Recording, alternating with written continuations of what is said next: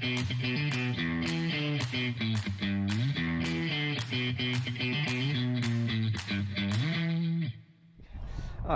Pete, I wasn't able to make the last two games against Snodland Town and Holmsdale, so I'd like to get your reflection on those games, starting with our 1-0 win away at Snodland Town FC. Yeah, welcome back Lou, good to have you back. And yeah, so it's been a few bits that have happened since you've been away. So yeah, we travelled down to Snodland in the league around about 10 days ago, and we came away with a 1-0 win. Truth be told, pretty scrappy affair, but sometimes you've got to do that at this level of football. I always thought on the day that it would take just a little bit of quality from one of the sides to win the game, and we were lucky. Mark Newblay come up on about the 65th minute with an unbelievable strike and put it in the far corner, and we walked away with a 1-0 win. It was a real gritty win. We huffed and puffed for a lot of the first half, and credit to Snodland, they were great hosts, and credit to Snodland, they set up well. We had a lot of the ball, which we do a lot of the time, to be fair, with the way that we play.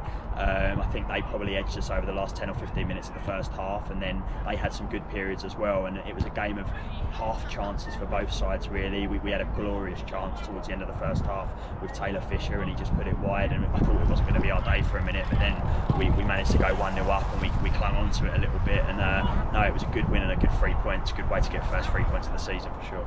Right. Moving on to Holmsdale, the result didn't quite go our way. How do you reflect on that performance overall?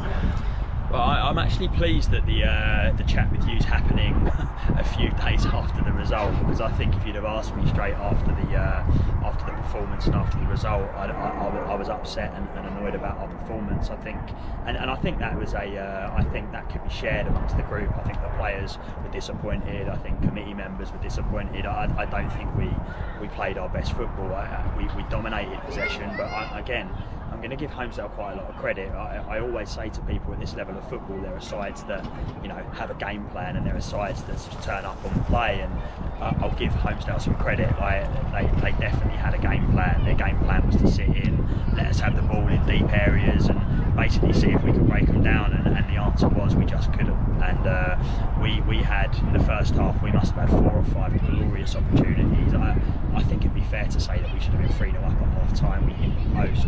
We had 4 or 5 corners in a row where we've got boys missing from a yard, and at the moment we're just struggling to put the ball in the back of the net, and that's no reflection on the attacking players. It's just a fact. Like, sometimes you've got to say it how you see it, and at the moment we're just struggling to put the ball in the back of the net. And for credit to Holmesdale, they go 1-0 up. They're down to 10 men at the time, and they go 1-0 up. The boy comes back on, and then they go 2-0 up in the second half.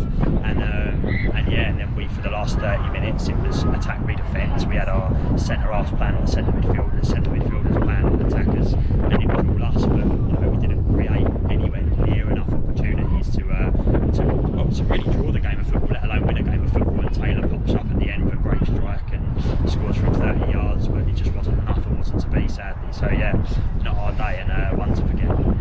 And were there any standout performances throughout those 2 games? I think our standout performers all over the pitch at the moment, you've got to look at our defenders. They are keeping us in football matches. They are defending with their lives, and I'm going to pick 2 boys out actually. Frank Little, he's come into the side. Cameron Reardon got sent off in our FA Cup game against Seaford, and Frank Little's come into the side at 17 years old to go and play centre half, and he looks comfortable. He looks like he can play this level of football with ease, and he's done really, really well. And I think the other lad that deserves a shout out is Ryan Mahal. Ryan Mahal's the other end of the scale. You've got a 17-year-old in Frank, you've got a 30-year-old in Ryan, and Ryan's been phenomenal. He's defended well, he gets us playing, he communicates well, he's a big presence in the changing room. He's done really well in the last 2 or 3 games, so yeah, credit to those 2. Attention turning to Saturday against Whitstable Town. What sort of challenge are you expecting from them? Well, I think we should talk about the weekend as a whole. I think in non-league, in regards to bank holiday football, it's really difficult. We're all here as well, volunteers and part-time players, and we're asked to go and play 2 games in the space of 3 days, and we've got home to Whitstable and away to Tunbridge Wells. So number one, we've got a really hard weekend coming. Whitstable have just won the FA Cup. I forget who they played, but they've just turned something over 9-0. So I think they won the FA Vars last year, and you go to Wembley and you pick up the trophy, and they beat Whiteleaf in the final. So if that doesn't tell you what kind of a game we're going into on Saturday, then nothing will. It's going to be very, very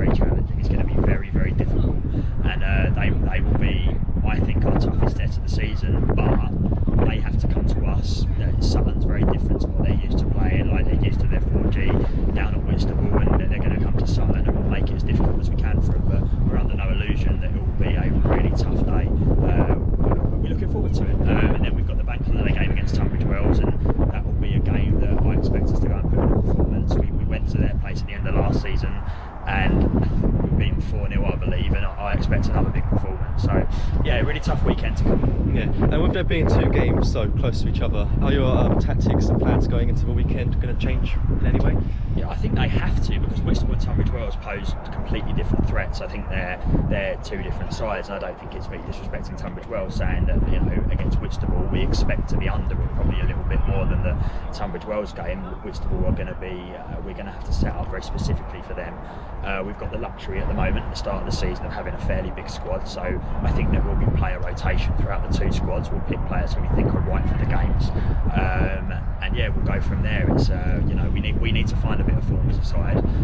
We need to stick together and stick with it, but we need to find some consistency on the pitch. We can't play well for 20 minutes and then play badly for 20 minutes and then play well for 20 minutes. We need to find some consistency in performances, and yeah, that's going to be on me as a manager and the coaching staff and the players to ensure